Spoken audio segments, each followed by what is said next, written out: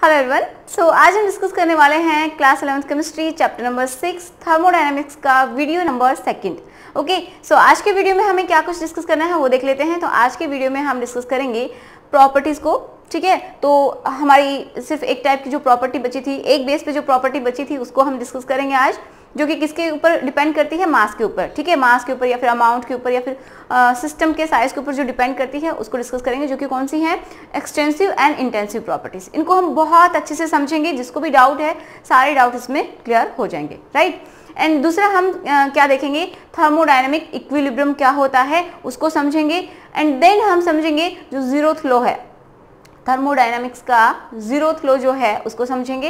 And then हम समझेंगे processes क्या होते हैं, जिसके लिए सभी स्टूडेंट्स को, मोस्टली स्टूडेंट्स को क्या होते हैं, बहुत ज़्यादा कंफ्यूजन होते हैं। तो उन सबको हम समझेंगे आज के वीडियो में। ओके, तो चलिए शुरुआत करते हैं आज के वीडियो की। एंड मैं आपको बता देती हूँ कि ये मैं जो टॉपिक्स ले रही हूँ तो वो इसके अकॉर्डिंग है कि आपको समझ में आए थर्मोडायनामिक्स, राइट। ऐसे ही नहीं है कि बीच में से कोई भी टॉपिक उठाया मैंने आपको समझा दिया, नहीं, हम एक सीक्वेंस में चल रहे हैं। ठीक है, तो आप भी इस सीक्वेंस में बने रहिए ताकि आपको ये थर्मोडायनामिक्स अच्छे से समझ में आए, राइट। अगर आपको पहले वाला वीडियो देखना है तो यहाँ पे आप डिस्क्रिप्शन बॉक्स में भी देख सकते हैं, एंड यहाँ पे लिंक होती है। ठीक है, तो उसको क्लिक करेंगे तो आपको मिल जाएगा, तो वहाँ पे भी आप देख सकते हैं।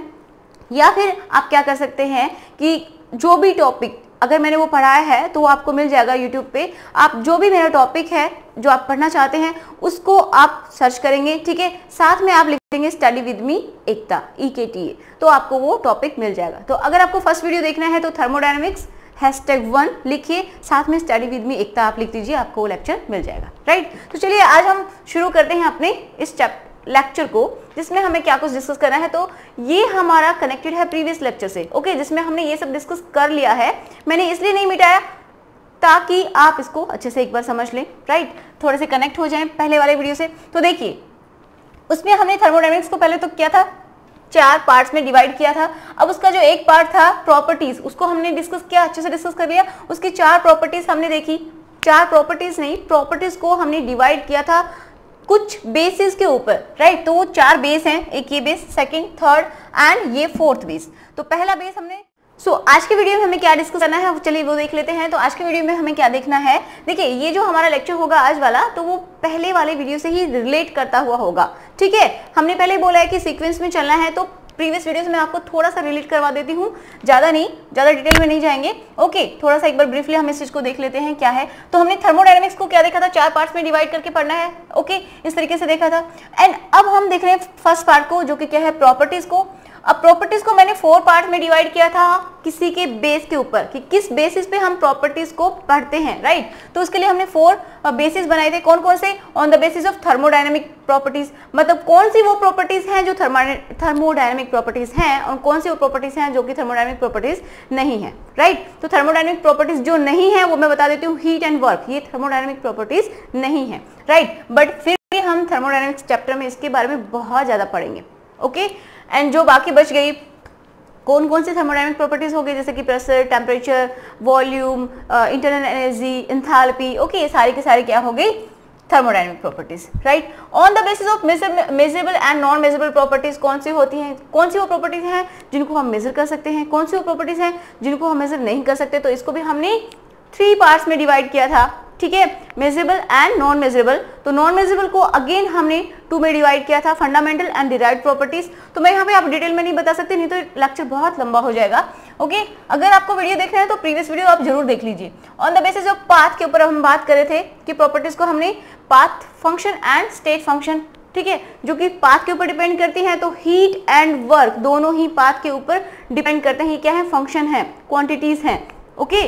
तो ये पाथ के ऊपर डिपेंड करती हैं। जो पाथ के ऊपर डिपेंड नहीं करती, जो स्टेट को डिफाइन नहीं कर सकती, किसी भी सिस्टम की स्टेट को नहीं बता सकती, वो हो जाएंगी पाथ फंक्शन, जो कि किसको बताएंगी, पाथ को बताएंगे कि एक स्टेट से दूसरी स्टेट में जाने के लिए क्या पाथ आपने यूज किया, राइट। तो ये पाथ फंक्शन होती है, वर्क एंड हीट 2 ही हैं, तो आप अच्छे से याद कर लीजिए। स्टेट फंक्शन में कौन कौन सी हो जाएंगी, ये सारी हो जाएंगी, ओके, जैसे कि इंटरनल एनर्जी चेंज, ये सब, राइट। तो मैं बहुत ज्यादा डिटेल में यहाँ पे नहीं जाऊंगी। 4th जो हमने देखा वो क्या देखा, on the basis of amount of the system. तो अमाउंट के बेसिस पे, मतलब मैंने क्या बोला था, अमाउंट के बेसिस पे हम किस तरीके से प्रॉपर्टीज को डिवाइड कर सकते हैं? तो अमाउंट का मतलब है कि मतलब उसके अंदर जो सिस्टम है उसके अंदर मास कितना है, उसके बेसिस पे अगर कोई प्रॉपर्टी चेंज हो रही है, या फिर हम बोल सकते हैं जो अमाउंट है उसके बेसिस पे अगर प्रॉपर्टी, जैसे अमाउंट को हम कम या ज्यादा कर दें तो किन प्रॉपर्टीज के ऊपर फर्क पड़ेगा, किन के ऊपर नहीं पड़ेगा, तो उनके बेसिस पे हमने प्रॉपर्टीज को इंटेंसिव एंड एक्सटेंसिव दो पार्ट में डिवाइड कर दिया था, राइट। अब मैंने क्या बोला था, चाहे तो आप अमाउंट बोल लो कि सिस्टम के अमाउंट के ऊपर जो डिपेंड करती हो या फिर डिपेंड नहीं करती हो, मास के ऊपर डिपेंड करती हो, या फिर नंबर ऑफ मोल्स बोल सकते हैं, या फिर साइज ऑफ द सिस्टम बोल सकते हैं। ओके, तो इनमें आपको कंफ्यूज नहीं होना, इनमें कुछ भी हो सकता है। जो इनके ऊपर डिपेंड करेंगी वो हो जाएंगी कौन सी प्रॉपर्टीज? Extensive properties. जो इनके ऊपर डिपेंड नहीं करेंगी वो क्या हो जाएंगी? Intensive properties, right. तो हमने यहीं पे लेक्चर को छोड़ा था, तो यहीं से हमने इस लेक्चर को छोड़ा था, यहीं से हम कंटिन्यू करते हैं। ओके, तो चलिए शुरुआत करते हैं। So my name is Ekta and आपका हम सबका यूट्यूब चैनल स्टडी विद में।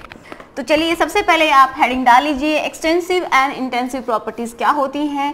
इनके जितने एग्जांपल्स होंगे मैं आपको बताऊंगी, राइट, अपनी तरफ से, और ये भी बताएंगे कि इनको समझना कैसे है। थोड़ा सा अच्छे से इसको समझ लेना है, थोड़ा प्रैक्टिकली आपको लेके चलना पड़ेगा, तभी आपको समझ में आएगा। देखिए, एक्सटेंसिव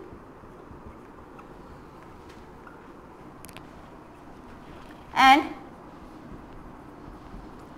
इंटेंसिव प्रॉपर्टीज, ठीक है, प्रॉपर्टीज लिख लीजिए। अब एक्सटेंसिव प्रॉपर्टीज कौन सी प्रॉपर्टीज होती है? एक्सटेंसिव प्रॉपर्टीज वो प्रॉपर्टीज होती हैं जो कि सिस्टम के साइज बोल सकते हैं, मास बोल सकते हैं, अमाउंट बोल सकते हैं, राइट, या फिर नंबर ऑफ मोल्स कितने प्रेजेंट हैं, उन सब के ऊपर ये डिपेंड करे। ओके, अगर आप उनको कम करेंगे तो ये कम हो जाए, अगर ज्यादा बढ़ा देंगे तो वो भी ज्यादा हो जाए। तो उनके ऊपर जो डिपेंड करती हैं वो प्रॉपर्टीज उनकी कहलाती है एक्सटेंसिव प्रॉपर्टीज। जो इन सब के ऊपर डिपेंड नहीं करती, जो मास के ऊपर डिपेंड नहीं करती कि कितना मास है, अगर आप मास में चेंज करते हैं तो उन प्रॉपर्टीज में कोई चेंज नहीं हो, तो वो कौन सी प्रॉपर्टीज हो जाएंगी? Intensive properties. जो इनके ऊपर डिपेंड करें वो होंगी एक्सटेंसिव, जो डिपेंड नहीं करें वो हो जाएंगे इंटेंसिव प्रॉपर्टीज, ठीक है। तो हम सबसे पहले तो ऐसे समझेंगे, देखिए अब आपको बताना पड़ेगा, थोड़ा सा प्रैक्टिकल हो जाइए। जैसे मेरे पास ये रूम है, ठीक है, रूम के अंदर क्या है? गैसेस भरी हुई है, ओके, ये बहुत सारी गैसेस भरी हुई हैं। अब मैं क्या करती हूं कि इसको मैं डिवाइड कर देती हूं दो पार्ट में। मैंने ये दीवार बना दी और मैंने इसको, ये जो रूम है, ओके, इस रूम को मैंने दो पार्ट में डिवाइड कर दिया, ठीक है। पहले देखिए, चलिए ऐसे शुरुआत करते हैं। ये रूम था, ओके, सेम है यही। अब मैंने क्या किया, यहाँ पे मान लीजिए इसका प्रेशर क्या है? P है, टेम्परेचर यहाँ पे गैसेस का T है, number of moles N present है, ओके, एंड इसका वॉल्यूम V है, ओके, एंड मान लीजिए यहाँ पे जो अगर लिक्विड है तो कंसंट्रेशन देखेंगे, ठीक है, लेकिन हम रूम की बात करें, चलिए बाद में समझेंगे इन सब चीज़ों को। तो इनके बेसिस पे देख लेते हैं, एंड इसकी मान लीजिए टेम्परेचर हो गया, वॉल्यूम हो गया, एंड रिफ्रैक्टिव इंडेक्स ले लीजिए, मान लीजिए ये है म्यू। रिफ्रैक्टिव इंडेक्स को इससे भी दिखाते हैं या फिर इससे भी दिखाते हैं, ठीक है, किसी से भी। तो यहाँ पे ये सब प्रेजेंट है, ओके। ये कोई गैस है, ये क्या है? इनकी प्रॉपर्टीज को डिफाइन कर रहे हैं जो इसकी स्टेट को बताएं, ठीक है। ये सारे के सारे वेरिएबल्स हैं जो कि इनके स्टेट को बता रहे हैं। अब देखिए, अगर हम क्या करें, इस रूम को डिवाइड कर दें तो किन किन के ऊपर फर्क पड़ेगा? अब आप खुद से सोचिए, किन किन के ऊपर फर्क पड़ेगा, बताइए। जैसे आपका रूम है, ये रूम ही तो है, रूम के अंदर गैसेस भरी हुई है। अब गैसेस भरी हुई है तो जो इसका प्रेशर होगा, अगर मैं दीवार खींच दूं बीच में, तो कोई प्रेशर के ऊपर कोई डिफरेंस होगा? नहीं होगा, ठीक है। प्रेशर P ही रहेगा, इधर भी P रहेगा, इधर भी P रहेगा। अगर मैंने इसको हाफ कर दिया, इस रूम को, मतलब जो हमारा सिस्टम है, क्या है सिस्टम, यहाँ पे मैं सिस्टम मान रही हूँ रूम को, ठीक है। तो इसको मैंने डिवाइड कर दिया, ओके। अब मैंने इसको डिवाइड कर दिया, तो अगर इसमें जो प्रेशर है P, तो मैं डिवाइड कर दूं तो क्या प्रेशर के ऊपर फर्क पड़ेगा? नहीं पड़ेगा, ठीक है, प्रेशर के ऊपर कोई फर्क नहीं पड़ा। अगर इसका जो टेम्परेचर यहाँ पे T है, अगर मैंने यहाँ पे दीवार खींच दी बीच में, तो क्या इसके टेम्परेचर हाफ हो जाएगा? नहीं होगा। देखिए आप इस तरीके से समझिए, अगर टेम्परेचर के ऊपर फर्क पड़े तो फिर तो सोचिए, अगर इतनी सी कोई जगह होगी, उसका टेम्परेचर मान लीजिए, अगर मान लीजिए ये है रूम, इसका टेम्परेचर, चलिए हम छोटे से इससे बात करते हैं, जैसे ये कोई मेरे पास जगह है, छोटी सी जगह है, तो इसका टेम्परेचर मान लीजिए है मेरे पास 25 डिग्री सेल्सियस। ओके, अगर मैंने इसको, अगर टेम्परेचर पे फर्क पड़ता है, ध्यान से देखना इस चीज को, अगर मैंने इसको और ज्यादा बड़ा बना दिया, ये जगह है, यहाँ पे मान लीजिए 25 सेंटीमीटर है, सेंटीग्रेड है, राइट, डिग्री सेल्सियस। ओके, इतना है। अगर मैं इतनी बड़ी जगह ले लूं तो इसमें तो इसका मतलब टेम्परेचर और इंक्रीज हो जाना चाहिए, तो यहाँ पे तो इसका डबल हो गया लगभग, तो ये हो जाएगा 50 डिग्री सेल्सियस। अगर मैं और ले लूं तो मतलब 100 हो सकता है। तो क्या हम लोग एग्जिस्ट कर सकेंगे? नहीं ना। तो ऐसा ही होता है कि जो टेम्परेचर है, तो देखिए अगर हमारे रूम में कहीं एक कॉर्नर में थोड़ी सी जगह लें, वहाँ पे उसका टेम्परेचर 10 डिग्री है, अगर हम थोड़ी सी और बड़ी जगह लें तो वहाँ पे तो 20 डिग्री हो जाएगा, और बड़ी जगह लेंगे तो उसमें 30 हो जाएगा। हमारा टेम्परेचर हमारे रूम का तो फिर बहुत ज़्यादा हो जाएगा, हम ही एग्जिस्ट नहीं कर पाएंगे, हम मेल्ट हो जाएंगे। अगर इस तरीके से टेम्परेचर बढ़े तो मतलब सिस्टम के साइज के ऊपर ये डिपेंड नहीं कर रहा। ओके, मतलब हर कॉर्नर में आपका जो टेम्परेचर है रूम का वो सेम मिल जाएगा, राइट। समझ पा रहे हैं इस चीज को? तो टेम्परेचर भी चेंज नहीं होगा, समझ गए? ओके, अब देखिए नंबर ऑफ मोल्स, एन क्या है? Number of moles.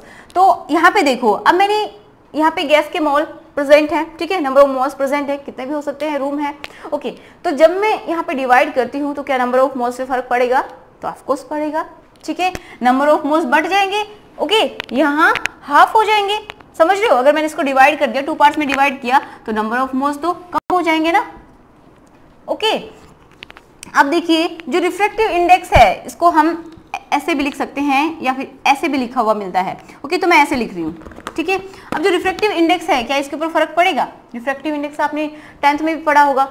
ओके, तो चाहे वो ग्लास है, ग्लास का भी एक स्पेसिफिक रिफ्रैक्टिव इंडेक्स होता है, डायमंड का भी एक स्पेसिफिक रिफ्रैक्टिव इंडेक्स होता है। आई थिंक डायमंड का होता है 2.4 समथिंग होता है, ठीक है, एग्जैक्ट तो मुझे नहीं पता, इतना कुछ होता है।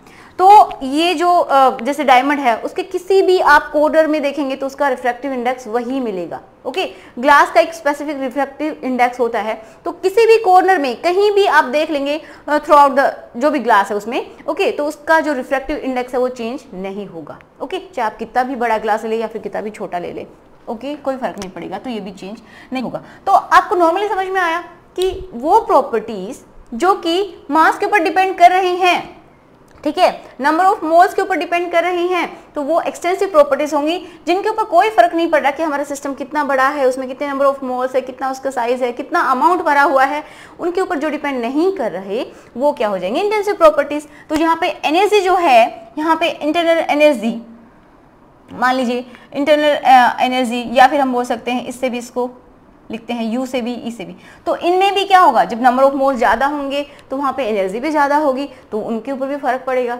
ठीक है, उनके ऊपर भी फर्क पड़ेगा, तो ये भी एक्सटेंसिव हो जाएंगी। और क्या हो सकती हैं? सोचिए, जैसे कि यहाँ पे वॉल्यूम की अगर हम बात करते हैं, वॉल्यूम यहाँ पे V है, तो वॉल्यूम ऑब्वियसली यहाँ पे देखिए कम हो गया, ठीक है, तो ये भी कम हो जाएगा, V/2 हो जाएगा, यहाँ पे V/2 हो जाएगा, यहाँ पे क्या है? V है, ठीक है, V है, मैंने यहाँ पे लिखा हुआ है।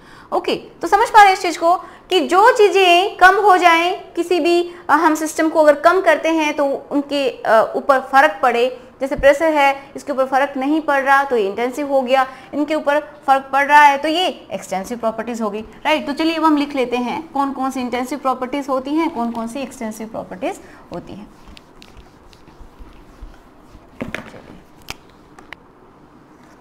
देखिए डेफिनेशन तो आपने लिख ली होगी। एक्सटेंसिव प्रॉपर्टीज क्या होती हैं? These are the properties which depends on the amount of the system, ठीक है,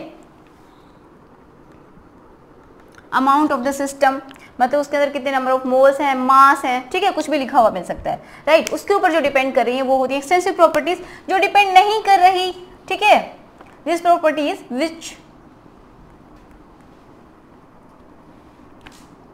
आर इंडिपेंडेंट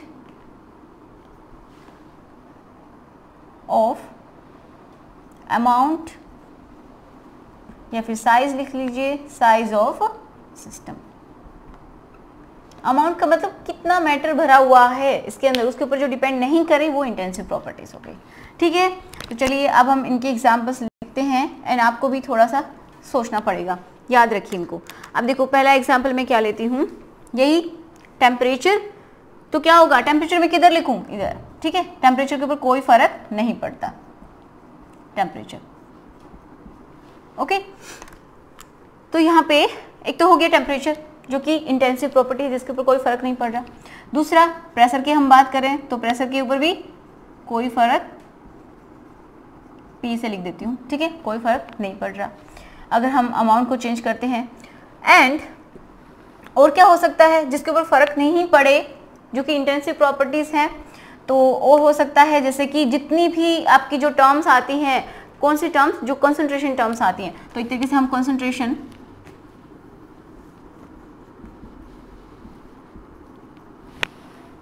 ठीक है, कंसंट्रेशन क्या है, इंटेंसिव प्रॉपर्टीज है। जैसे कि आपके पास शुगर सॉल्यूशन है, ठीक है, ये पानी है, इसके अंदर आपने शुगर डाला, शुगर डाल लिया, ओके, मिक्स कर दिया अच्छे से, इसके अंदर मिल गया। अब आप इसमें से कहीं किसी भी कॉर्नर से थोड़ा सा आप शुगर सॉल्यूशन निकालिए, उसको टेस्ट करके देखिए, क्या उसका टेस्ट, आप देखेंगे कि अगर इतना सा इसके अंदर से शुगर सॉल्यूशन निकालेंगे तो उसका टेस्ट भी वही होगा, एंड ये जो पूरा ग्लास है इसका टेस्ट भी वही होगा। तो इसका मतलब जो कंसंट्रेशन है वो भी डिपेंड नहीं कर रही है। ठीक है, हमने क्या किया, कंसंट्रेशन होती क्या है कि एक स्पेसिफिक, हम बोल सकते हैं कि स्पेसिफिक जगह में कितनी उसका अमाउंट प्रेजेंट है, ओके, तो वो हो जाएगी उसकी कंसंट्रेशन। तो ये भी डिपेंड नहीं करती है। अब अगर हम बात करें फोर्थ, डेंसिटी, डेंसिटी भी चेंज नहीं होती है। ठीक है, डेंसिटी क्या होती है, मास अपॉन वॉल्यूम।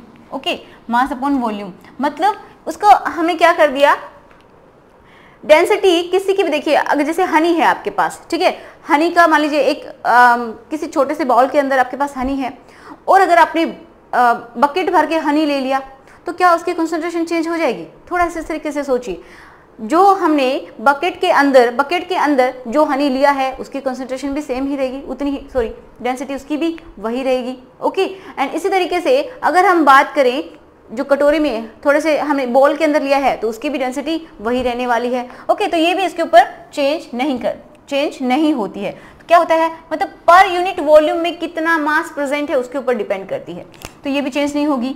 फिफ्थ हम बात करें विस्कोसिटी, विस्कोसिटी भी चेंज नहीं होती। सिक्स हम बात करें क्या होती है, सरफेस टेंशन। अब सरफेस टेंशन भी चेंज नहीं होगी। ठीक है, आप कितनी इतनी छोटे से एरिया की देख लीजिए या फिर बड़े एरिया की देख लीजिए, कोई फर्क नहीं पड़ेगा, तो ये सरफेस टेंशन भी चेंज होने वाली नहीं है। सेवंथ और क्या हो सकती है, रिफ्रैक्टिव इंडेक्स,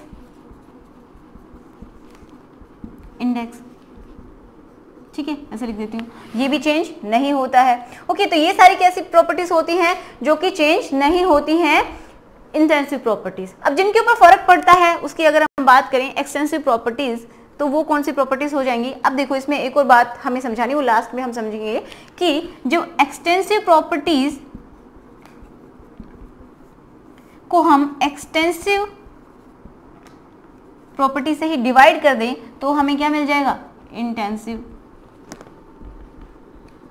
प्रॉपर्टी। नहीं समझ में आया होगा शायद, ठीक है, ये हम समझेंगे अभी, पहले एक्सटेंसिव प्रॉपर्टीज को हम समझ लेते हैं। ओके, तो यहाँ पे मैं एक्सटेंसिव प्रॉपर्टीज लिखती हूँ जो कि चेंज हो रही हैं। तो पहला वॉल्यूम, ओके, वॉल्यूम हो गया, और क्या चेंज हो रहा है, heat capacity. Okay, heat capacity कैसी, एक्सटेंसिव है, हीट कैपेसिटी चेंज होती है। ठीक है, अगर हम अमाउंट इंक्रीज करते हैं तो हीट कैपेसिटी ज़्यादा हो जाएगी। ओके, तो इस तरीके से ये चेंज होती है। यहाँ पे अगर हम बात करें 8th पॉइंट में लिखूं तो स्पेसिफिक हीट कैपेसिटी, ये इंटेंसिव प्रॉपर्टी है, specific heat capacity, 9th molar heat capacity, ठीक है, ये कैसी है, इंटेंसिव प्रॉपर्टी है। अब देखो जहां पे भी स्पेसिफिक आपको लिखा हुआ मिले, जहां पे आपको मोलर लिखा हुआ मिले, ओके, तो वो प्रॉपर्टीज हो जाएंगी आपकी इंटेंसिव प्रॉपर्टी, जो कि चेंज नहीं होंगी। क्यों चेंज नहीं होंगी? क्योंकि यहाँ पे लिखा हुआ है स्पेसिफिक हीट कैपेसिटी। स्पेसिफिक हमने क्या कर दिया, उसके वेट को हमने क्या कर दिया, स्पेसिफिक कर दिया, स्पेसिफाइड कर दिया, मेजर कर दिया कि हाँ ये इतना है इसका वेट, इसके अंदर इसकी कैपेसिटी, राइट, हीट की कैपेसिटी। तो मतलब जैसे मैंने 1 ग्राम लिया, 1 ग्राम के अंदर कितनी इसकी कैपेसिटी होगी, तो इसका देखिए एक फॉर्मूला के अकॉर्डिंग हम समझेंगे इस चीज को, ठीक है। तो मैं यहाँ पे एक बार साफ कर देती हूँ, आप नोट कर लेना। जैसे स्पेसिफिक हीट कैपेसिटी होती है तो उसको हम इस तरीके से लिख लेते हैं, स्पेसिफिक हीट कैपेसिटी से ऐसे लिखते हैं। तो इसका फॉर्मूला हो जाएगा कि जो हीट आप देंगे एंड उसमें हमने क्या कर दिया, मास इनटू डेल्टा टी। मतलब ये जो मास है ये हमने स्पेसिफिक कर दिया। ये जैसे मैंने ले लिया 1 ग्राम, तो 1 ग्राम में 1 ग्राम जब कोई भी सब्सटेंस होगा, ठीक है, कोई भी सब्सटेंस होगा तो उसका टेम्परेचर अगर हम इंक्रीज करते हैं, ओके, तो हीट पे क्या फर्क पड़ता है, ओके। तो ये हो जाएगा, मतलब बिल्कुल स्पेसिफाइड कर दिया हमने। इस वजह से देखिए हम ये अच्छे से तब समझ पाएंगे जब हम हीट कैपेसिटी पढ़ेंगे, ठीक है। तो आप जस्ट इतना समझ लीजिए कि जिसको हमने स्पेसिफिक लिख दिया, जिसको हमने मोलर लिख दिया, तो वो किस में आ जाएंगी, इंटेंसिव, वो चेंज नहीं होने वाली। हमने पहले ही डिसाइड कर दिया ये स्पेसिफिक है, इसके मास को हमने पहले ही डिसाइड कर दिया। नंबर ऑफ मोल्स को, अगर मोलर लिखा हुआ है तो हमने नंबर ऑफ मोल्स को पहले ही इसको लिख दिया। इसका फॉर्मूला क्या हो जाएगा, मोलर हीट कैपेसिटी होती है Cn से लिखते हैं, Cn ऊपर लिख लेती हूँ, जगह नहीं है, Cn is equal to Q and delta T। यहाँ पे हमने क्या कर दिया, नंबर ऑफ मोल्स को फिक्स कर दिया, 1 मोल कर दिया। तो अब अमाउंट तो चेंज होने वाला नहीं है, तो अमाउंट चेंज नहीं होगा तो इसके ऊपर कोई फर्क भी नहीं पड़ेगा, ठीक है। तो ये दोनों भी क्या हो गई, इंटेंसिव। एक और ले लेते हैं, 10th मैं यहाँ पे लिख लेती हूँ, जैसे कि मोलर मास, ठीक है, मोलर वॉल्यूम, ओके, बहुत सारी हो सकती हैं, मोलर एंट्रोपी, मोलर एंथैल्पी। एक बार आप इनको नोट कीजिए, मोलर, मैं साफ कर देती हूँ उसको, ठीक है। आप फटाफट एक बार वीडियो को पॉज करिए एंड इसको नोट कर लो, फटाफट करो। 12 मोलर एंथैल्पी। देखिए जिसके आगे आपको मोलर स्पेसिफिक लिखा हुआ मिले तो वो क्या हो जाएंगे, आपके कौन सी प्रॉपर्टीज हो जाएंगी, वो हो जाएंगे इंटेंसिव प्रॉपर्टीज, जिसको हमने, जिसके मास को, नंबर ऑफ मोल्स को, अमाउंट को, साइज को हमने क्या कर दिया, फिक्स कर दिया, राइट। तो वो सारी की सारी इंटेंसिव प्रॉपर्टीज हो जाएंगी। तो चलिए पहले मैं ये लिख लेती हूँ, फिर बाद में और उसको और समझेंगे। 3rd, इसमें देखिए जो चेंज हो सकती है, तो यहाँ पे वॉल्यूम चेंज हो रहा है, लेकिन मोलर वॉल्यूम चेंज नहीं हो रहा, क्योंकि हमने 1 मोल के वॉल्यूम की बात कर रहे हैं, 1 मोल ऑफ वॉल्यूम, तो मतलब इसका 1 मोल हमने फिक्स कर दिया, इसका अमाउंट फिक्स कर दिया, तो ये चेंज नहीं होगा, ओके। अब जो चेंज होगा और क्या हो सकता है, हीट कैपेसिटी। देखिए हीट कैपेसिटी चेंज हो सकती है, लेकिन स्पेसिफिक हीट कैपेसिटी चेंज नहीं हो रही है। और क्या चेंज हो जाएगा, नंबर ऑफ मोल्स, ठीक है, नंबर ऑफ मोल्स, मोल्स की बात करें, ठीक है, तो ये चेंज हो जाएगा। 4th मास, मास भी चेंज हो सकता है, ओके। 5th और क्या चेंज हो सकता है, एनर्जी की जो भी टर्म्स आती हैं, एनर्जी की जो टर्म्स आएंगी, जैसे कि कौन कौन सी, Gibbs free energy, right, and enthalpy, ठीक है। इंटरनल एनर्जी को हम ई से भी लिख सकते हैं एंड यू से भी लिख सकते हैं, राइट। तो ये इंटरनल एनर्जी, तो ये सारी की सारी जो प्रॉपर्टीज हैं ये अमाउंट के ऊपर डिपेंड करती हैं। अगर कम होगा तो उनकी एनर्जी कम होगी, इतना सोच लीजिए, आप सोच लीजिए आपके अंदर अगर अमाउंट कम है ओके, तो आपकी एनर्जी कम हो जाएगी। अगर ज़्यादा है, जो कि अच्छा स्ट्रेंथ है, बॉडी स्ट्रेंथ, तो उसकी मतलब जिसकी बॉडी अच्छी है, इसका मतलब उसकी एनर्जी भी अच्छी होगी, ये समझ लीजिए। आप इसको इस तरीके से समझ सकते हैं। तो मतलब ये डिपेंड किसके ऊपर कर रहा है, मास के ऊपर कर रहा है, वॉल्यूम के ऊपर डिपेंड कर रहा है, नंबर ऑफ मोल्स के ऊपर डिपेंड कर रहा है। तो ये एक्सटेंसिव प्रॉपर्टी हो गई। अगर हम क्या करें, इनके आगे हमने क्या किया, यहाँ पे मोलर लगा दिया, molar entropy, molar enthalpy, molar energy, ठीक है, मोलर इंटरनल एनर्जी, तो मतलब अगर हम इनके आगे मोलर या स्पेसिफिक किसी के आगे लगा देते हैं तो वो इंटेंसिव बन जाती है। क्लियर है इतना? अब हम बात कर रहे थे इनकी, ठीक है, इनकी बात कर रहे हैं, तो चलिए इसको थोड़ा सा और अच्छे से क्लियर करते हैं। तो कहाँ से साफ करूं? चलिए मैं ये साफ कर देती हूँ, ठीक है। मैंने यहाँ पे क्या बोला, एक्सटेंसिव प्रॉपर्टीज को अगर हम एक्सटेंसिव प्रॉपर्टी से डिवाइड कर दें तो हमें इंटेंसिव प्रॉपर्टी मिल जाती है।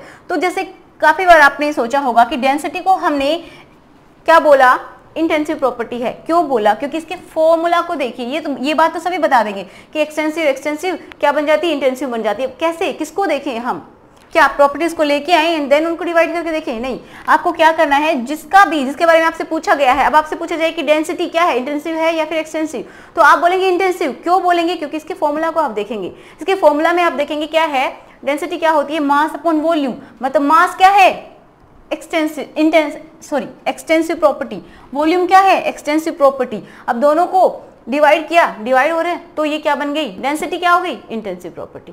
ठीक है, इसी तरीके से होता है ये सब कुछ कि अगर आपके पास दो कोई भी एक्सटेंसिव प्रॉपर्टीज हैं जिनको आप डिवाइड कर रहे हैं, डिवाइड याद रखना है, तो वो इंटेंसिव प्रॉपर्टी बन जाती है। उसके फॉर्मूला में देखना है, ठीक है, ये फॉर्मूला से पता चलेगा। और ये फॉर्मूला जैसे जैसे आप चैप्टर में आगे बढ़ेंगे आपको समझ में आने लगेंगे, ठीक है। हीट कैपेसिटी का आपको समझ में नहीं आया होगा, बिल्कुल नहीं आया होगा, मैं नहीं मानती कि आपको आता होगा। अगर आपने पढ़ा है तो हो सकता है आपको आता हो, तो जैसे जैसे चैप्टर में आगे हम चलेंगे आपको समझ में भी आता चला जाएगा, ठीक है। इतना समझ गए? थोड़ा सा और बेसिक इनके बारे में लिख लेते हैं। देखिए मेनली तो आपको यही याद रखना है, लेकिन फिर भी मैं थोड़ा सा और बता देती हूँ आपको। जैसे कि अगर आपके पास क्या है, इंटेंसिव प्रॉपर्टी है, अगर आप इंटेंसिव को ही क्या कर रहे हैं, जोड़ रहे हैं, तो आपके पास इंटेंसिव आएगी। इंटेंसिव माइनस इंटेंसिव क्या आएगी, इंटेंसिव। इंटेंसिव मल्टीप्लाई कर रहे हैं इंटेंसिव से, क्या आएगी, इंटेंसिव। ओके, इंटेंसिव को डिवाइड कर रहे हैं इंटेंसिव से, तो क्या आएगी, इंटेंसिव, राइट। अब क्या कर रहे हैं, इंटेंसिव में से आप एक्सटेंसिव प्रॉपर्टी को माइनस कर रहे हैं, तो क्या आएगी, एक्सटेंसिव। ये याद रखिए, एक्सटेंसिव। इंटेंसिव में से आप इसको प्लस कर रहे हैं तो भी एक्सटेंसिव आएगी। ओके, इंटेंसिव को मल्टीप्लाई कर रहे हैं तो भी क्या आएगी, एक्सटेंसिव। मल्टीप्लाई किया, अब इंटेंसिव को अगर आप डिवाइड करते हैं एक्सटेंसिव प्रॉपर्टी से, तो आपके पास क्या आएगी, एक्सटेंसिव प्रॉपर्टी। ओके, एंड और देख लेते हैं, जैसे कि आप एक्सटेंसिव प्रॉपर्टी, ठीक है, एक्सटेंसिव एक्सटेंसिव एक्सटेंसिव होगी, इसकी तरह होंगी ये सारी, एक्सटेंसिव माइनस ये क्या हो जाएगी, ये भी एक्सटेंसिव आएगी। ओके, और अगर आप करते हैं एक्सटेंसिव मल्टीप्लाई एक्सटेंसिव, ये भी एक्सटेंसिव ही प्रॉपर्टी आएगी। लेकिन ये सबसे एक्सेप्शनल है जो आप याद रखेंगे, एक्सटेंसिव डिवाइडेड बाय एक्सटेंसिव क्या हो जाएगा, इंटेंसिव। ये इंपॉर्टेंट है, ठीक है, सिर्फ यही हम याद रखेंगे एक तरीके से कि एक्सटेंसिव को जब आप एक्सटेंसिव प्रॉपर्टी से डिवाइड करते हैं उसके फॉर्मूला में, ठीक है, उसके फॉर्मूला को हम देख रहे हैं, तो वो क्या हो जाएगा, इंटेंसिव। समझ में आया? ठीक है, सो आई होप इतना समझ में आया होगा। इसमें एक दो एग्जांपल और लिख लेते हैं। यहाँ पे 13 तो आई थिंक हो गए थे, मैं चलिए 13 लिख लेते हैं, जो भी है आप काउंट लिख लीजिए। इंटेंसिव प्रॉपर्टीज के एक दो एग्जांपल और देख लेते हैं। अगर आप इनको याद कर लेंगे तो ज़्यादा बेटर रहेगा, वैसे आप फॉर्मूला को देख के भी आप समझ सकते हैं। ओके, ठीक है, तो देखिए अब हम देखते हैं एक और, जैसे कि ईएमएफ होता है, इलेक्ट्रोमोटिव फोर्स, तो वो किस में आता है, इंटेंसिव प्रॉपर्टीज में। 14th एक और देख लीजिए, मोलर कंडक्टिविटी, ये किस में आता है, इंटेंसिव प्रॉपर्टीज में। ठीक है, क्या लिखा हुआ है, मोलर कंडक्टिविटी, ये किस में आता है, इंटेंसिव प्रॉपर्टीज में। ओके, तो चलिए मैं आपको एक क्वेश्चन देती हूँ, सब कुछ वीडियो को पॉज करना एंड नोट कर लेना।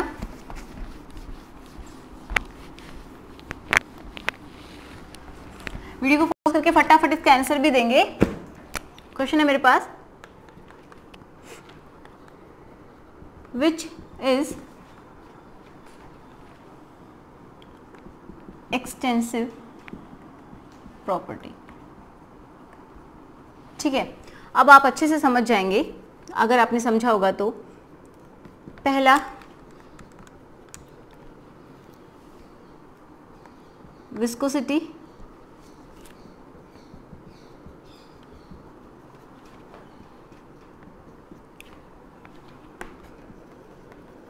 Molar volume, third refractive index, fourth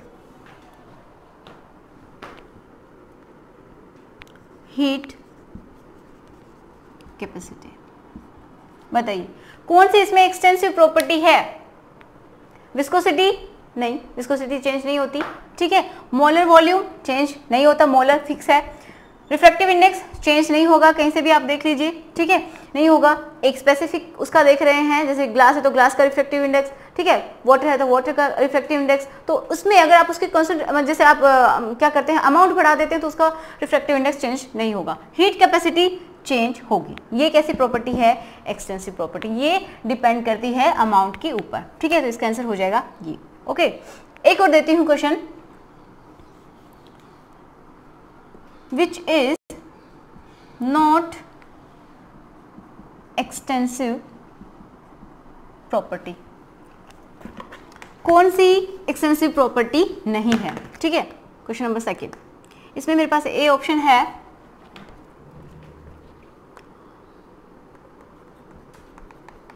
specific heat capacity,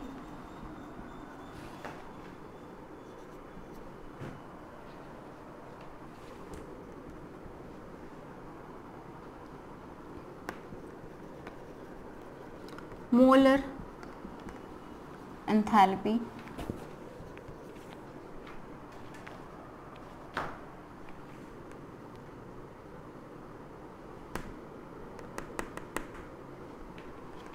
A and B,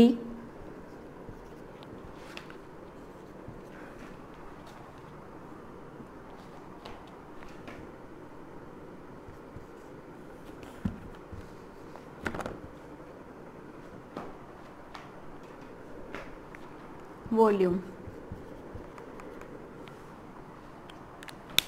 बताइए, बहुत सिंपल है, तो बहुत ज़्यादा सिंपल है। इनमें कौन सी ऐसी प्रॉपर्टी है जो एक्सटेंसिव प्रॉपर्टी नहीं है? बताइए, एक्सटेंसिव प्रॉपर्टी नहीं है। स्पेसिफिक हीट कैपेसिटी इंटेंसिव है। मोलर एंथैल्पी कैसी है? इंटेंसिव है। ठीक है, ये भी इंटेंसिव, ये भी इंटेंसिव। ए एंड बी दोनों ही नहीं है, या फिर वॉल्यूम ये नहीं है, तो वॉल्यूम क्या है? एक्सटेंसिव प्रॉपर्टी है। राइट, तो हमारा आंसर हो जाएगा सी, ए एंड बी। बहुत सिंपल है। ठीक है, अगर आप प्रैक्टिस करेंगे, जब इनके फॉर्मूलाज आपको समझ में आ जाएंगे तो उसके बाद तो आपको बहुत ही सिंपल लगेगा, लेकिन बस थोड़ा सा ध्यान रखना है आपको जो मैंने समझाया है। राइट, अब नेक्स्ट हम समझते हैं थर्मोडायनामिक इक्विलिब्रियम। ठीक है, ये हमारा नेक्स्ट टॉपिक है। तो देखिए, थर्मोडायनामिक इक्विलिब्रियम से पहले इसका मतलब क्या है वो समझते हैं। इक्विलिब्रियम क्या होता है?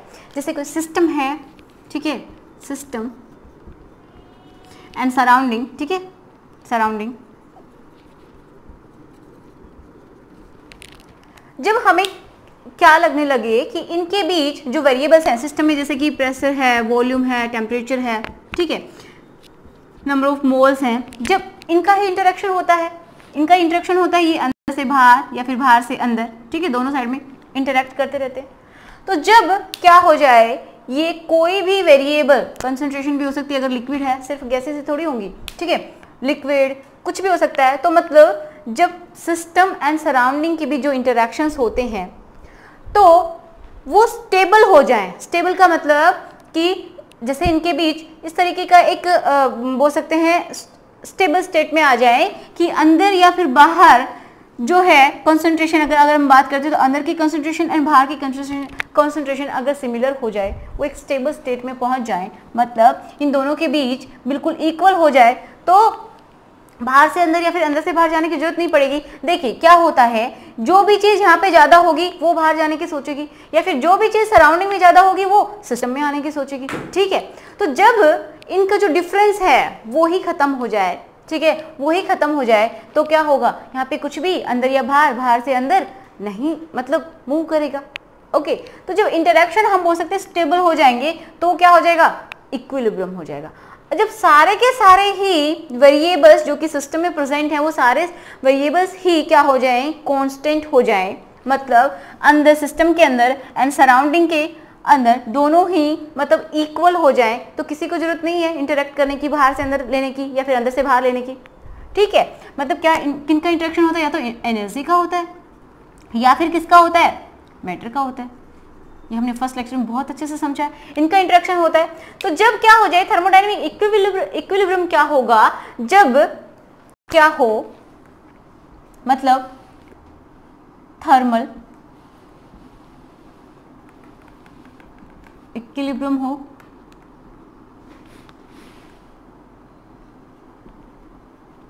ठीक है।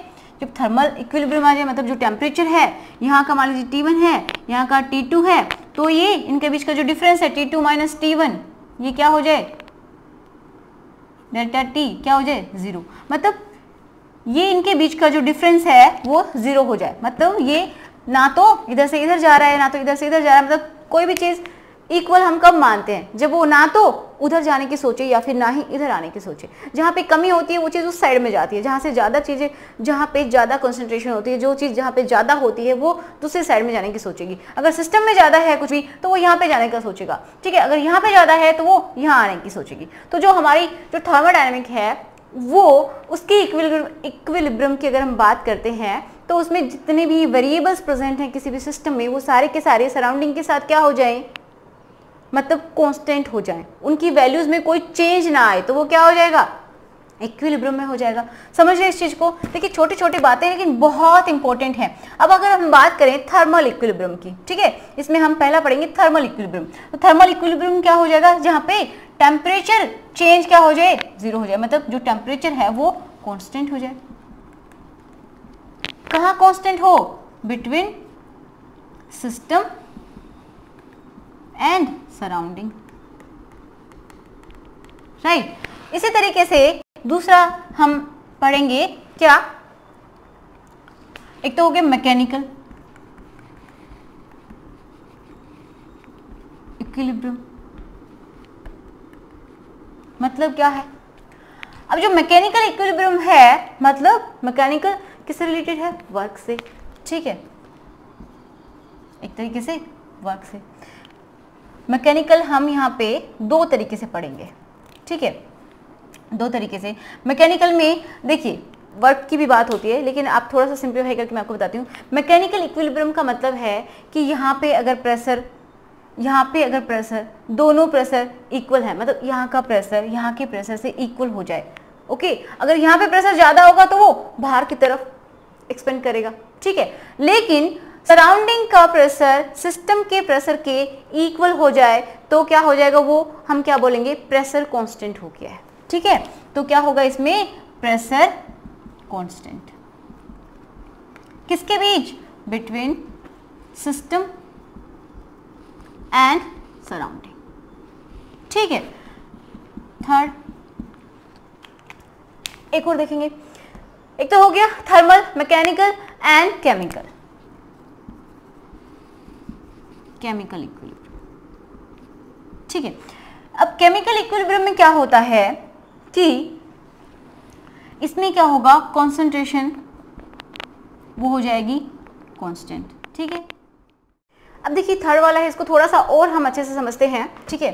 देखिए इसको थोड़ा और अच्छे से समझते हैं ताकि कंफ्यूजन नहीं रहे। थर्ड जो इक्विलिब्रियम होगा वो होता है मटेरियल इक्विलिब्रियम, ठीक है, इक्विलिब्रियम, राइट। अब मटेरियल का मतलब क्या बोला मैंने, कंसंट्रेशन, मतलब कंसंट्रेशन है वो क्या हो, कांस्टेंट, राइट। मटेरियल किससे रिलेटेड है, मैटर से रिलेटेड है, ओके। तो ये 2 टाइप का होता है। अब हम अच्छे से समझ पाएंगे 2 टाइप का होता है, कैसे कि एक तो होता है फिजिकल इक्विलिब्रियम, मैं ऐसे लिख रही हूँ, आप अच्छे से लिख लेना, ठीक है, physical equilibrium. And second one है केमिकल इक्विलिब्रियम, केमिकल, ठीक है, इक्विलिब्रियम। अब जो फिजिकल इक्विलिब्रियम है, इसका मतलब क्या है, फिजिकल जो स्टेट्स हैं वो उनमें इंटरचेंज हो, उनमें कुछ इंटरैक्शन हो सिस्टम एंड सराउंडिंग के बीच, बट क्या हो, उनकी कॉन्सेंट्रेशन फिर भी सेम रहे। जैसे कि यहाँ पे मेरे पास कोई एक है जो कि किसमें है, सॉलिड में है, वो गया किसमें, लिक्विड में, ठीक है, एक्स ए मान लीजिए, एक्स बी, चलिए एक्स ए मान लीजिए, एक्स है, ये वाई, ओके, ये सॉलिड है, यहाँ पे सॉलिड स्टेट में है, यहाँ गया लिक्विड स्टेट में आ गया। अब ये वापस से क्या होता है, लिक्विड से सॉलिड में जा सकता है, बट यहाँ पे क्या है, इनकी जो कॉन्सेंट्रेशन है वो कैसी है, सेम है, ठीक है, कॉन्सेंट्रेशन बिल्कुल किस तरीके से है, इक्विलिब्रियम में, मतलब इनकी कॉन्सेंट्रेशन चेंज नहीं हो रही, सिर्फ स्टेट चेंज हो रही है, ओके, इनके अंदर जो मैटर है वो उतना का उतना ही प्रेजेंट है, मतलब इक्वल हो गया है, कॉन्सेंट्रेशन इक्वल हो गई, बस स्टेट्स इनकी चेंज हो रही है आपस में, राइट। अब केमिकल इक्विलिब्रियम क्या है कि मतलब जैसे कोई भी मेरे पास है, एग्जांपल मैं लेती हूँ N2O4, मेरे पास है कोई केमिकल, राइट। अब इसकी स्टेट सेम है, ठीक है, N2O4 है, इसने बनाया 2NO2। अब इसने क्या किया, ये कुछ अलग केमिकल है और ये कुछ और बना दिया हमने, N2O, राइट, ये कुछ और बना दिया। तो इसमें भी क्या है, इसकी जो कॉन्सेंट्रेशन है वो कैसी है, सेम है, कांस्टेंट है। तो ये दो टाइप का होता है, आगे चल के आपको और भी अच्छे से समझ में आ जाएगा, physical equilibrium and chemical equilibrium, ठीक है। तो अब देखिए, अब हम बात करते हैं थर्मोडायनामिक इक्विलिब्रियम। तो ये जो तीन टाइप के हमने पढ़े, थर्मल, मैकेनिकल, मटेरियल इक्विलिब्रियम, तो इन सब को क्या बोल सकते हैं हम, साइमल्टेनियसली अगर ये चल रहे हैं, टेम्परेचर भी कांस्टेंट है, ठीक है, कंसंट्रेशन भी कांस्टेंट है, प्रेशर भी कांस्टेंट है, तो ये सारे के सारे जब साइमल्टेनियसली कांस्टेंट हैं किसी भी सिस्टम एंड सराउंडिंग के बीच, तो वो जो इक्विलिब्रियम होगा उसको हम बोलेंगे थर्मोडायनामिक इक्विलिब्रियम। आई होप आपको समझ में आया हो, आई होप समझ में आया हो, ठीक है, बताना समझ में आया कि नहीं आया। अगर आपको लगता है कि मतलब कोई तरीका मेरा ठीक नहीं, तो प्लीज़ मुझे कमेंट करके बताया करो कि ये चीज़ ठीक नहीं है, ठीक है, उसको मैं थोड़ा सा और इम्प्रूव करने की कोशिश करूँगी, ठीक है। तो हम क्या बोल सकते हैं, तो जो थर्मोडायनामिक जो इक्विलिब्रियम हो जाएगा, तो उसको मैं क्या बोल रही हूँ कि ये सारे के सारे अगर इक्विलिब्रियम एक साथ हो रहे हैं, मतलब सिस्टम एंड सराउंडिंग के बीच, सिस्टम एंड सराउंडिंग के बीच अगर ये थर्मल इक्विलिब्रियम है, मतलब टेम्परेचर कांस्टेंट है, ठीक है, कंसंट्रेशन कांस्टेंट है, मटेरियल कांस्टेंट है, ठीक है, इसका मतलब कंसंट्रेशन कांस्टेंट है, प्रेशर कांस्टेंट है, जब ये साइमल्टेनियसली सारे के सारे इक्विलिब्रियम हो रहे हैं, तो उन सबको हम कलेक्टिवली क्या बोलेंगे, थर्मोडायनामिक इक्विलिब्रियम। ये कोई भी चीज़, कोई भी सिस्टम क्या है, थर्मोडायनामिक इक्विलिब्रियम है, मतलब इसके अंदर क्या हो रहा है, ये सारे के सारे वेरिएबल्स कांस्टेंट हैं, टेम्परेचर कांस्टेंट है, कंसंट्रेशन कांस्टेंट है एंड प्रेशर कांस्टेंट है, तो वो इन सबको कलेक्टिवली मिला के हम बोलते हैं थर्मोडायनामिक इक्विलिब्रियम, ठीक है। तो मैं यहाँ पे डेफिनेशन को मेंशन कर दूंगी, राइट, आप इसको नोट कर लेना, ठीक है। तो थर्मोडायनामिक इक्विलिब्रियम क्या होता है, आप इसको नोट कर लीजिएगा, ओके। तो अब हम देख लेते हैं कि जीरोथ लॉ ऑफ थर्मोडायनामिक्स क्या है। ये अब आपको अच्छे से समझ में आएगा, क्योंकि आपने जो इक्विलिब्रियम है, थर्मोडायनामिक इक्विलिब्रियम, वो समझ लिया है, एंड उसमें भी आपने थर्मल इक्विलिब्रियम अच्छे से समझ लिया है, राइट। तो ये आपको अच्छे से समझ में आ जाएगा, ये हम बाद में समझेंगे। देखिए, पहले मैं आपको बताती हूँ कि ये जो लॉ होता है, जीरोथ लॉ, ये क्या है। देखिए, आपको 3 लॉज पढ़ने हैं, zeroth law, first law and second law, ठीक है। तो ये जो लॉ है, ये किसकी इंफॉर्मेशन देगा, टेम्परेचर की, ठीक है, ये डिपेंड कर रहा है टेम्परेचर के ऊपर। थर्मल का मतलब क्या है, जीरोथ लॉ ऑफ थर्मोडायनामिक्स, मतलब ये थर्मल जो इक्विलिब्रियम है एक तरीके से उसके ऊपर डिपेंड कर रहा है। तो उसकी हम बात करते हैं, समझते हैं कुछ इस तरीके से, जैसे कि ये कोई एक सिस्टम है, पहले आप इसको मत पढ़िए, बिल्कुल भी मत पढ़िए, ये कोई सिस्टम है जिसका नाम है ए, ठीक है, एंड ये दूसरा सिस्टम है जिसका नाम है बी, ओके।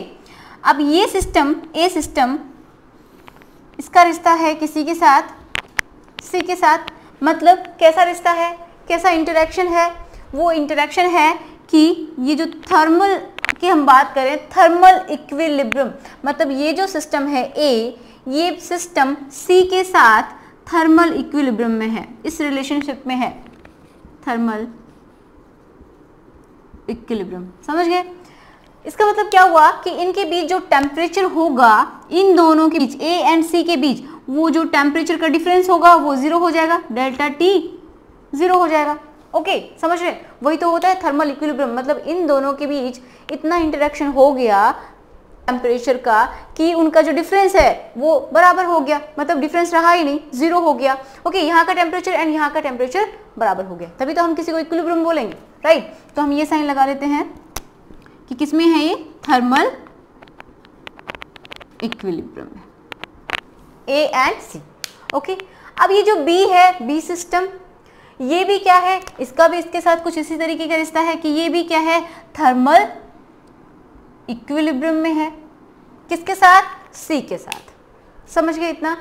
ए सी के साथ थर्मल इक्विलिब्रियम में है, बी सी के साथ थर्मल इक्विलिब्रियम में है, मतलब इन दोनों का रिश्ता, इसका रिश्ता इसके साथ, इसके रिश्ता इसके साथ कैसा है, थर्मल इक्विलिब्रियम का। तो मतलब इसका जो टेम्परेचर होगा वही इसी का टेम्परेचर हो गया, इसका जो टेम्परेचर होगा वो इसका टेम्परेचर हो गया। तो मतलब आप क्या समझ सकते हैं इस चीज से कि ये जो होंगे ए एंड बी, इनका रिश्ता ऑटोमेटिक बन गया, ये भी क्या हो जाएंगे, थर्मल इक्विलिब्रियम में। ओके, तो यही तो है जीरोथ लॉ। क्या बताया गया है कि जब कोई सिस्टम, जैसे दो सिस्टम है, when two systems are separately, अलग अलग किसी तीसरे सिस्टम के साथ थर्मल इक्विलिब्रियम में हैं, तो क्या होगा, ये आपस में भी क्या हो जाएंगे, थर्मल इक्विलिब्रियम में हो जाएंगे, मतलब इनका टेम्परेचर भी इक्वल हो जाएगा। ओके, समझ रहे हो? समझ पा रहे इस चीज को कि एक कोई सिस्टम, ठीक है, वो तीसरे सिस्टम के साथ थर्मल इक्विलिब्रियम में है, एंड जो दूसरा सिस्टम है वो भी तीसरे सिस्टम के साथ थर्मल इक्विलिब्रियम में है, तो क्या होगा, ये दोनों भी आपस में थर्मल इक्विलिब्रियम में हो जाएंगे, इसका टेम्परेचर इसके इक्वल, इसका टेम्परेचर इसके इक्वल। ओके, तो मतलब इनका टेम्परेचर भी इक्वल हो गया कि नहीं हो गया? तो यही है, ठीक है।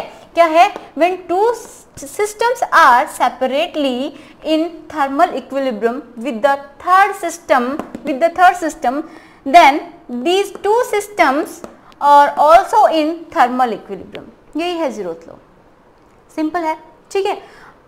आप इसको नोट कर लीजिए, फटाफट वीडियो को पॉज कीजिए एंड इसको नोट कर लो। अब हम देखते हैं प्रोसेसेस, ठीक है। प्रोसेसेस क्या होते हैं, तो हेडिंग डाल लीजिए प्रोसेस।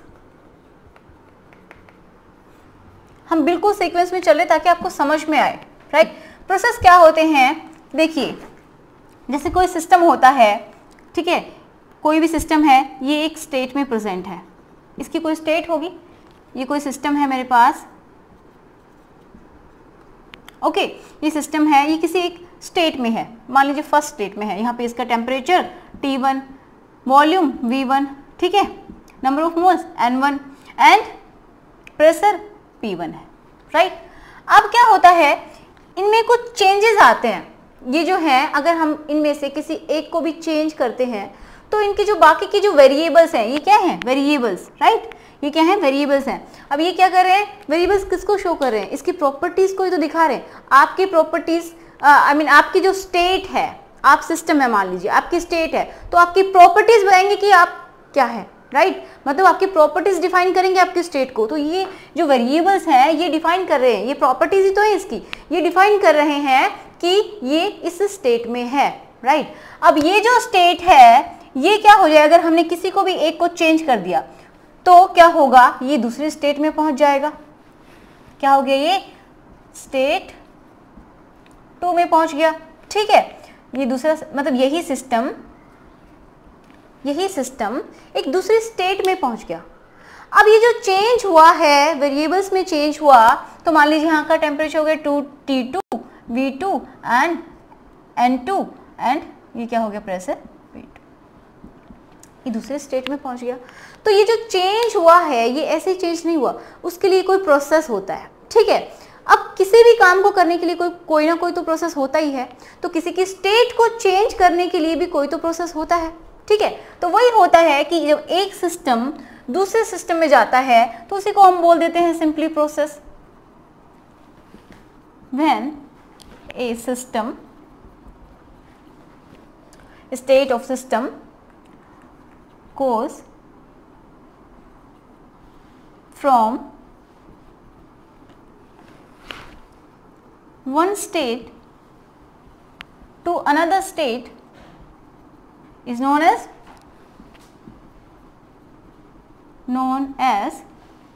process. ओके, समझ में आ रहा है writing? When a system goes from one state to another state is known as the process.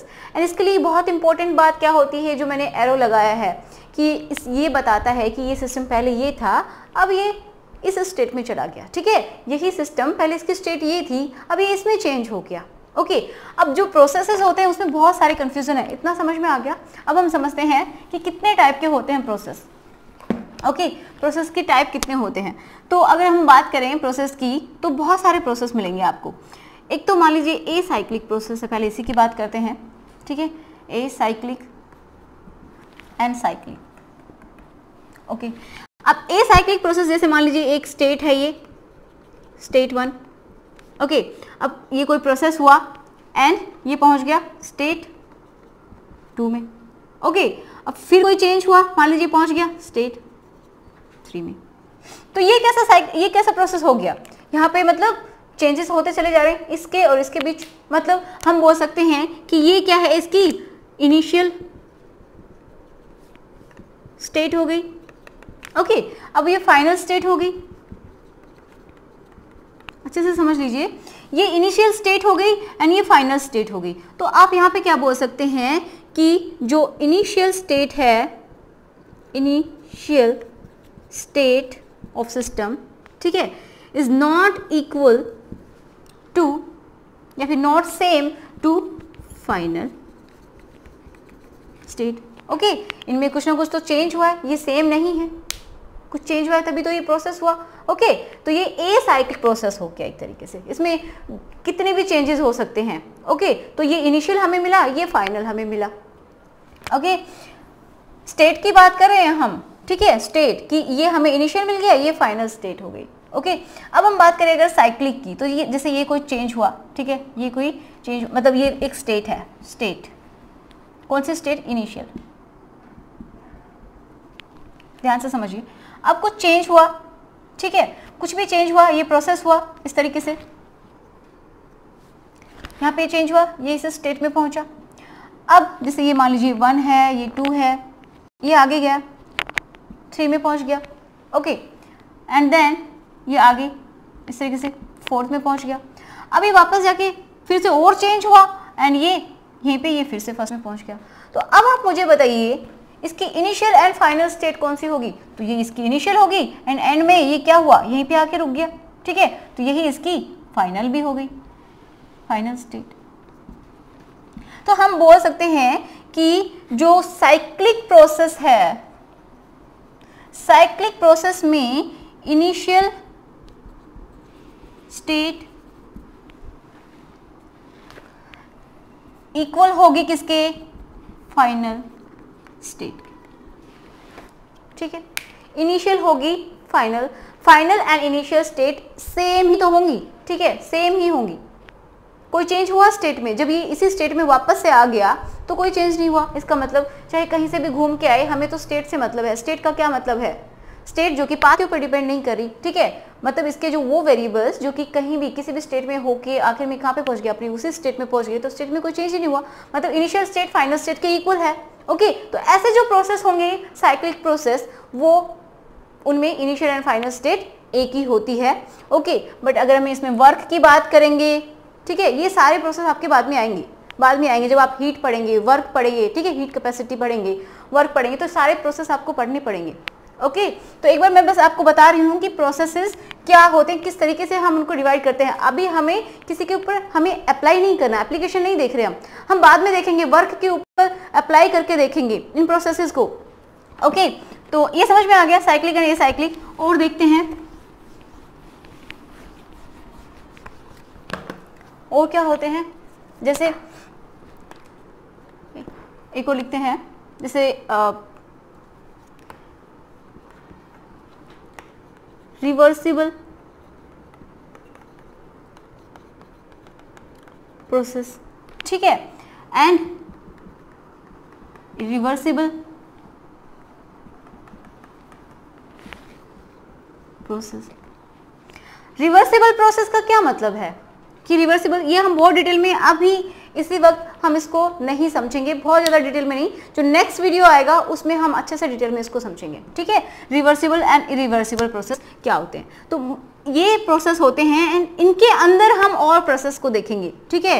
इनके साथ साथ हम एक और प्रोसेस को चलाएंगे, वो भी 4 तरीके के होते हैं। देखो पहले इसको समझो, रिवर्सिबल प्रोसेस क्या है। जैसे कि आपने, ये कोई आपका सिस्टम है, ये आपका सिस्टम है, ठीक है, पिस्टन है ये मेरे पास, इसमें कुछ भी गैस कुछ भी भरी है, ओके। तो रिवर्सिबल प्रोसेस का मतलब है कि अगर आप क्या करें, इसमें कुछ चेंज करें, ठीक है, जब प्रोसेस में कुछ चेंज करें एंड देन जब अगर आप उस चेंज को हटा दें तो वापस से वो उसी स्टेट में आ जाए। हम बोलें कि वो जो चेंजेस आपने किए अगर आप उनको हटा दें, ठीक है, वो चेंजेस हैं वो हटा दें, तो क्या हो, वो वापस से अपनी उसी स्टेट में आने लगे, तो वो क्या हो जाएगा, रिवर्सिबल। मतलब वो अपनी हर स्टेट के ऊपर इक्विलिब्रियम में हो, ठीक है, सराउंडिंग के साथ। ये सिस्टम हो गया, ये सराउंडिंग हो गया, ओके। तो मतलब क्या हो सकता है कि छोटे छोटे अगर आप कुछ भी चेंजेस करते हैं, ये हम डीपली समझेंगे बाद में, अगर इनमें कुछ चेंजेस करते हैं तो वापस से अगर आप उस चेंज को हटा दें तो ये वापस से अपनी उसी स्टेट में चला जाएगा। मतलब ये हर एक स्टेप में सिस्टम एंड सराउंडिंग के बीच क्या होता है, इक्विलिब्रियम होता है, ओके, इक्विलिब्रियम होता है। एंड जो इरिवर्सिबल प्रोसेस होंगे उनमें क्या होंगे कि आपने एक बार चेंज कर दिया, ठीक है, जैसे कि आपने इसको यहाँ पे समझते हैं, आपने इसको दबाया, इतनी धीरे धीरे इसको दबाया कि अगर आप उस, जैसे आपने कोई इसके ऊपर कुछ भी रखा, ठीक है, बहुत छोटा सा कोई ऑब्जेक्ट यहाँ पे आपने रखा, ठीक है, 1-1 करके आप रख रहे हैं, तो इनमें क्या हुआ, रिवर्सिबल को समझ रहे पहले, ओके। तो क्या होगा कि मतलब आपने एक छोटा सा पार्टिकल यहाँ पे रखा तो कुछ चेंज यहाँ पे आया, ये दबा, ओके, इस तरफ कंप्रेस हुआ। अब ये भी समझना पड़ेगा कि आपको इनमें भी कंप्रेशन एंड एक्सप्रेशन समझने, एक्सपेंशन एंड कंप्रेशन आपको समझने पड़ेंगे, रिवर्सिबल में भी इरिवर्सिबल में भी, ठीक है। ये भी अभी बताऊंगी मैं आप सबको, ये सब कुछ आपको अभी पता चल जाएगा, राइट। पहले इसी को समझते हैं। जैसे मैंने एक एक पार्टिकल यहाँ पे रखा तो ये थोड़ा थोड़ा नीचे दब रहा है, जैसे हम किसको देख रहे हैं, कंप्रेशन, ओके, इसको थोड़ा थोड़ा दबा रहे हैं, मतलब थोड़ा सा चेंज हो रहा है। अगर हम उस पार्टिकल को हटा दें, बहुत ही नेग्लिजिबल पार्टिकल है, ठीक है, अगर हम उसको हटा दें तो वापस से सिस्टम क्या हो जाएगा, एक्सपेंड कर जाएगा, जितना वो नीचे दबा था उतना ही ऊपर चला जाएगा। तो ऐसा ये हर स्टेप में हो सकता है, समझ रहे हो। मतलब एक और पार्टिकल रखा, थोड़ा सा और दब गया, और दब गया, इस तरीके से हम इसको कंप्रेस भी कर सकते हैं, ओके। अब वापस से क्या हो सकता है, ये एक्सपेंड भी कर सकता है, एक्सपेंशन भी हम इसमें देखेंगे। मतलब अगर इन पार्टिकल्स को आप 1 बाय 1 कर करके आप हटा रहे हैं तो धीरे धीरे ये क्या करेगा, एक्सपेंड करता चला जाएगा, ठीक है। तो एक्सपेंड करेगा ये वापस से।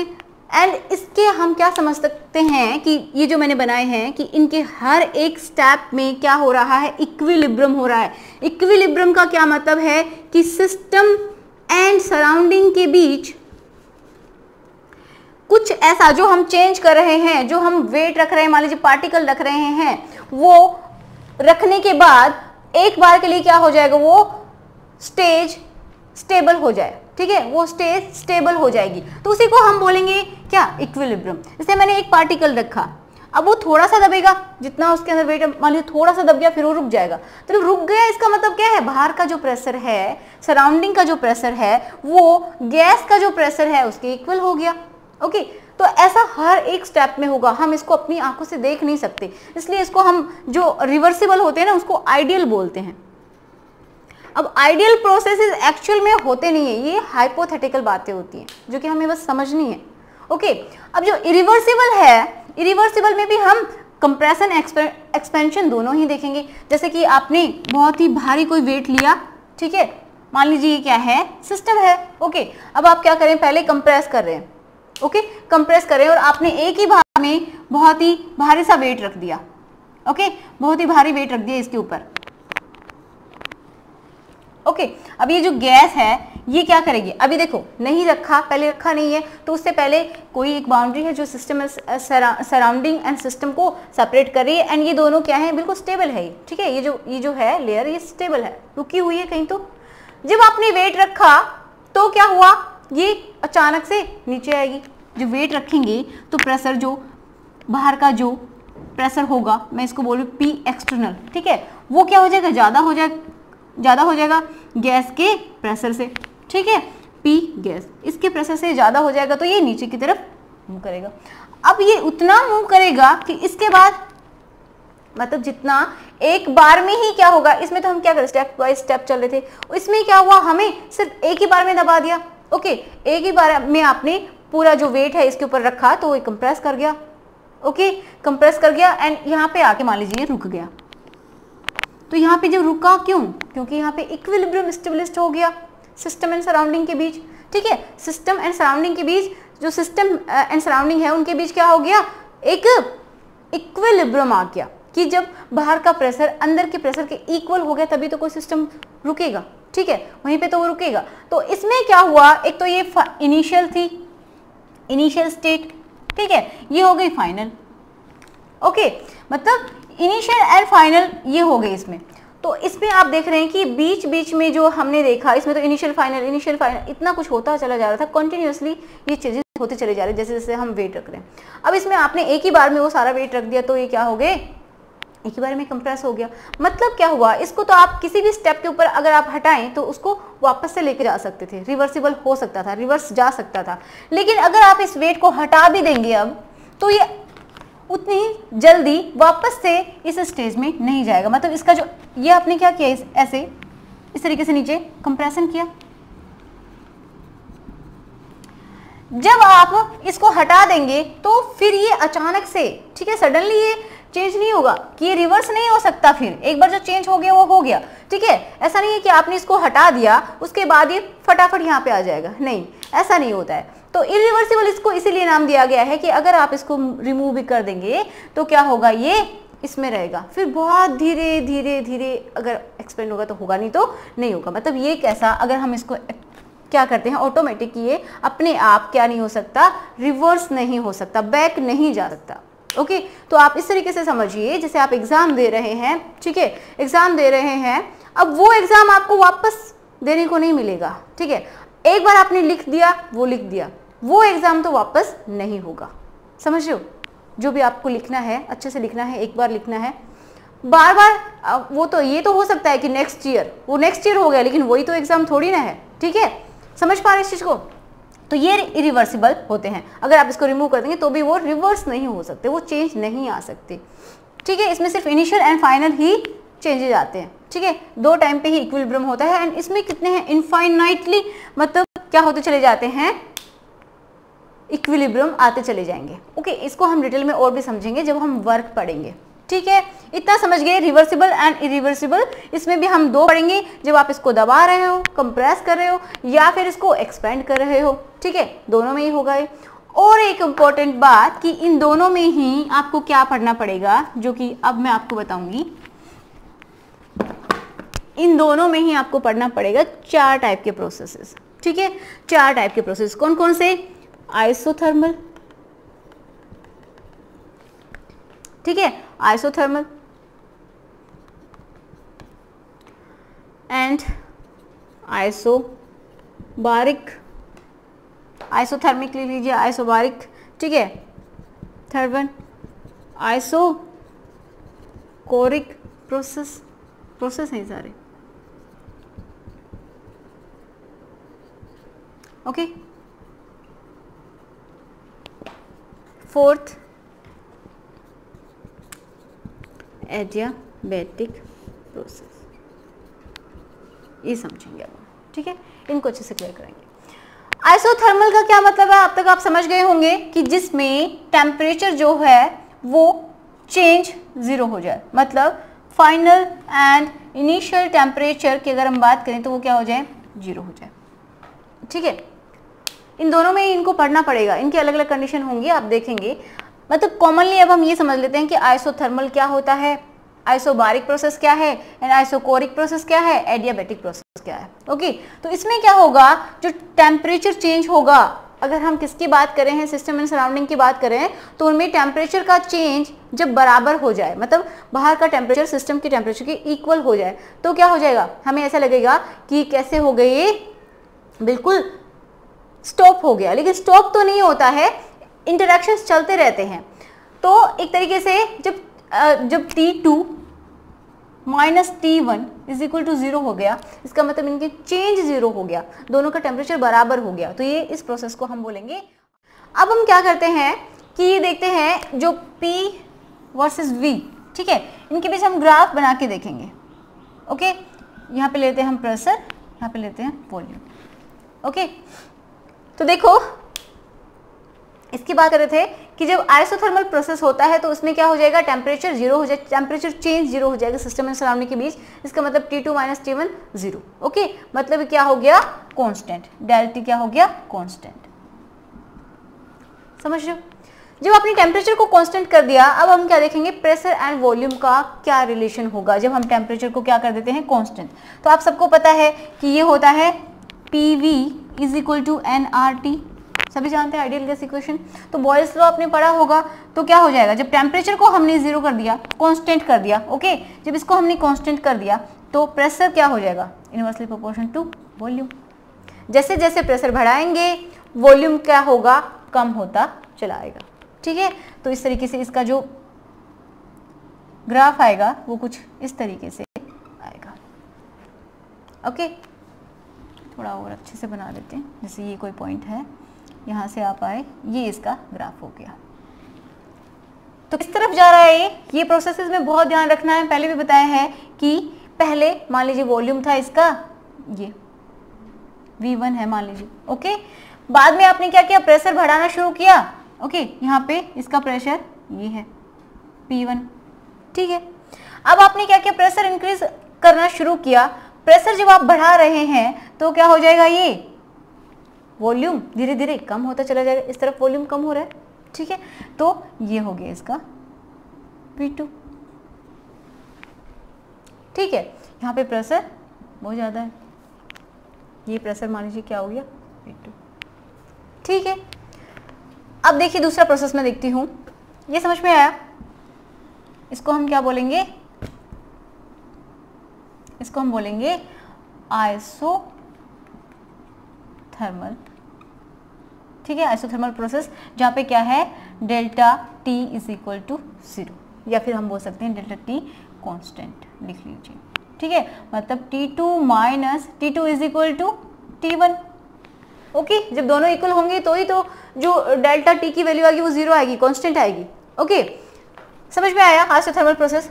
अब हम देखते हैं दूसरा जो कि क्या है, आइसोबारिक प्रोसेस। बार का मतलब क्या है, आइसोबारिक मतलब प्रेशर कांस्टेंट अगर हम कर देते हैं, मतलब P2 minus P1 is equal to 0 हो जाए तो क्या हो जाएगा, डेल्टा P की वैल्यू 0 हो जाएगी, ठीक है समझ रहे हो, इसकी वैल्यू 0 हो जाएगी, ओके। तो इसके लिए हम ऐसा लिख सकते हैं, तो इसके लिए कैसा ग्राफ आएगा, यही पॉइंट है, इसी से हम चल रहे हैं। जो प्रेशर को हमने कांस्टेंट कर दिया तो क्या हो जाएगा,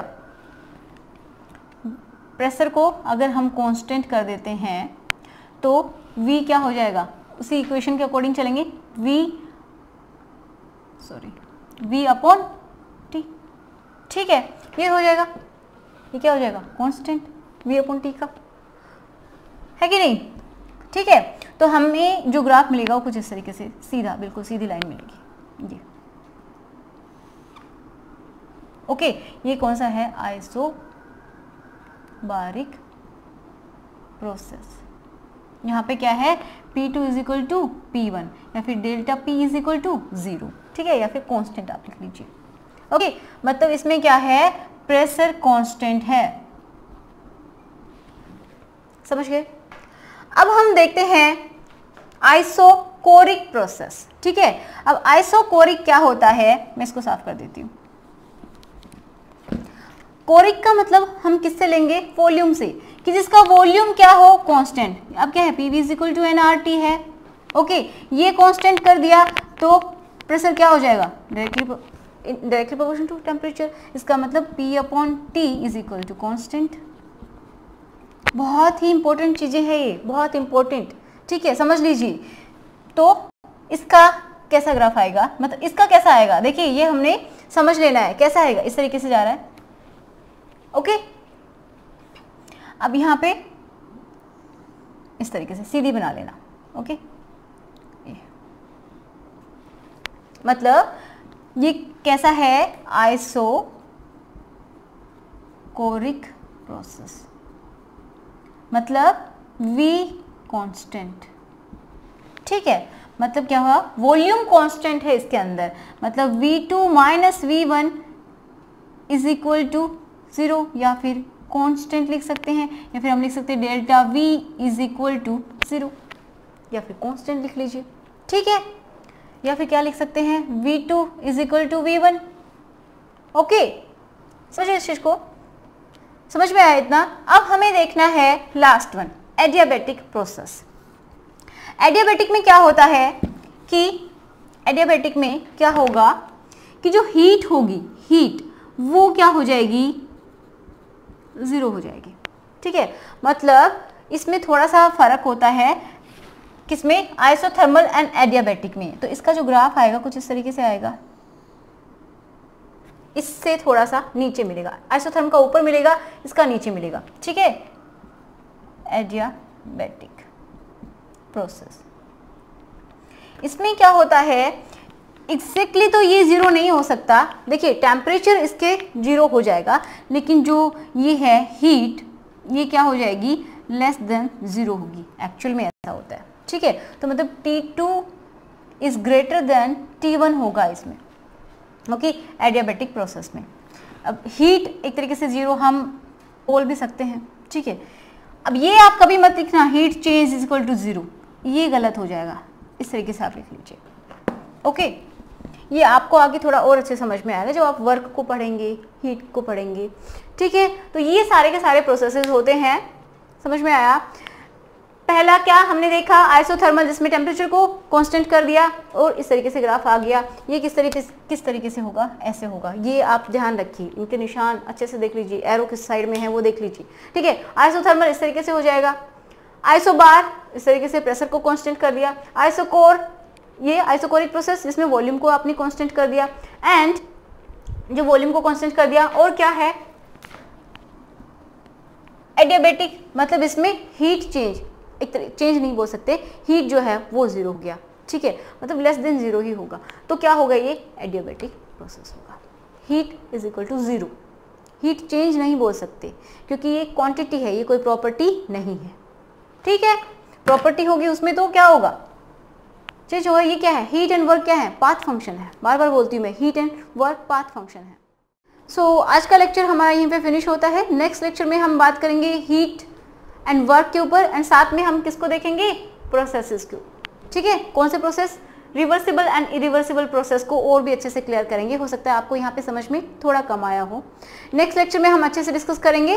ओके, सो मिलते हैं नेक्स्ट लेक्चर में। आई होप आज आपकी हेल्प हुई हो, अगर आपकी हेल्प हुई है तो प्लीज़ बस लाइक कर दीजिए। So thanks for watching.